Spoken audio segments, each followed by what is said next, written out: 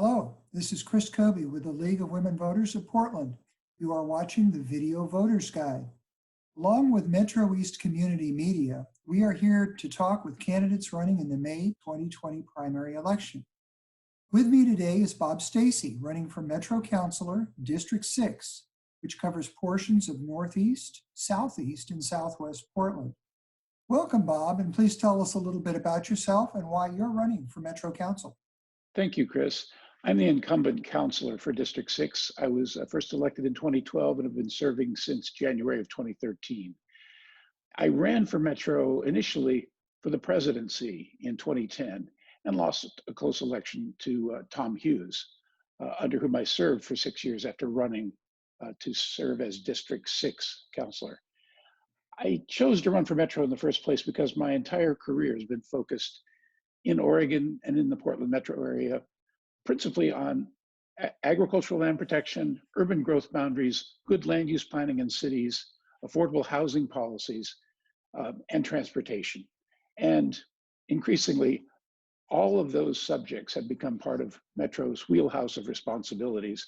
And if anything, that expansion has increased during my 8 years on the council. So I feel comfortable with the issues. I have accomplished a good deal along with my colleagues in advancing affordable housing and other issues, and look forward to 4 more years of service. And those will be my last 4 years because there are term limits. Thank you. What challenges to the effective and efficient operation in Metro will result from the pandemic we're now experiencing, and how do you propose to meet those challenges? The most immediate challenge, Chris, and the most painful one, is that our visitor venues, that's our technical term for the facilities that we either own or manage for the city of Portland for large gatherings, the convention center, the expo center, the performing arts facilities downtown at the theater building, the Schnitzer Concert Hall, the Keller Auditorium, had to be closed, as did the zoo under the governor's prohibition on large gatherings. That meant that almost overnight, people whose work depended upon serving crowds of people in those facilities disappeared. And we were forced to lay off or furlough at least 700 people, most of them in the managing events at the venues. There are still animal keepers and veterinarians tending and caring for the animals at the zoo, but all the shows, all the exhibitions, all the conventions disappeared virtually overnight. That's been very hard for our workers, very hard for management. And now we're trying to make sure that we're connecting as much as possible with folks who have been laid off to make sure that they understand all their options and opportunities, both to continue medical care under our plan for a few more weeks, and to get connected with the benefits for unemployment that are being accorded to a lot of people, both under normal circumstances, under normal state law, and as a result of the $2 trillion COVID emergency funding package the federal government adopted. Bob, Metro is in the process of drafting a regional transportation measure. What expectations do you have that the planned expenditures will achieve state and regional goals for reducing greenhouse gas emissions? Great question. If I were Bernie Sanders, I would say, I wrote the damn bill that establishes the objectives for transportation greenhouse gas reductions as part of the 2009 Oregon legislation that made significant funding available for transportation in Oregon. I lobbied as 1,000 Friends of Oregon's executive director to ensure that there was a climate reduction strategy for the Portland metropolitan area in the transportation arena.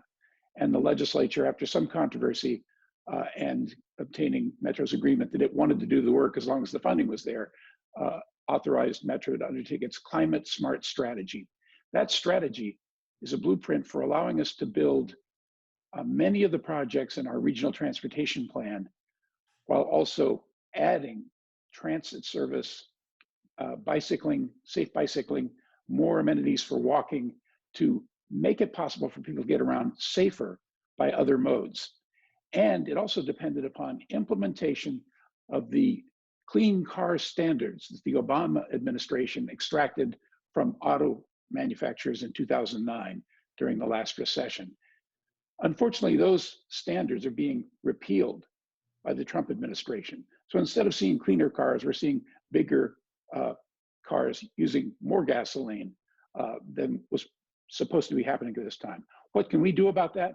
By continuing to double down on sidewalks, on safe crossings, on signals and lane treatments that move buses through traffic, and not spend money building wider roads. If we try to move more cars, we will increase rather than decrease greenhouse gases. So this is a strategy to make 13 corridors safer for people, much more accessible by bicycle, easier to walk on, and also get transit moving through them, not just the light rail line that's proposed for the Barber corridor, but on 12 other corridors, things approaching bus rapid transit or faster bus or red lanes and other features that can help buses get through traffic while still allowing access to local business. They have them in Seattle. We expect to see them on 5 or 6 corridors in the region. This is a lot of work. It's involved a steering committee from all 3 counties.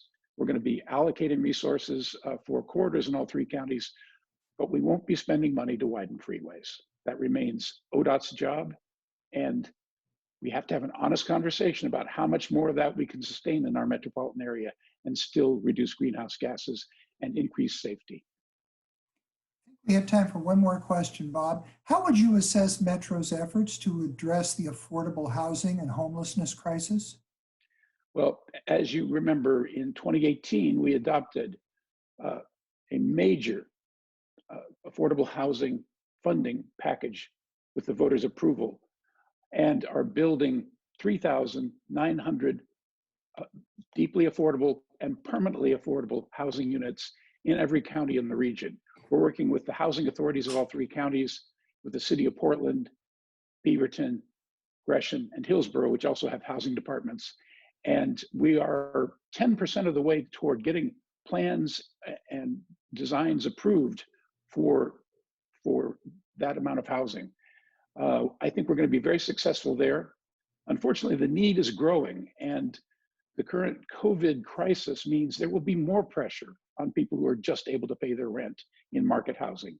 There will be more homelessness. And so I'm very proud that the Metro Council also voted last month to refer Measure 26210 to the ballot, which will help all 3 counties ramp up and expand programs and services that work to stabilize folks, to get them ready to go into shelter, keep them receiving the services they need to graduate into independent living in affordable housing, and also keep people in the housing that they have when they're threatened by rent increases or income drops, by giving vouchers and rental assistance to those households that meet certain guidelines.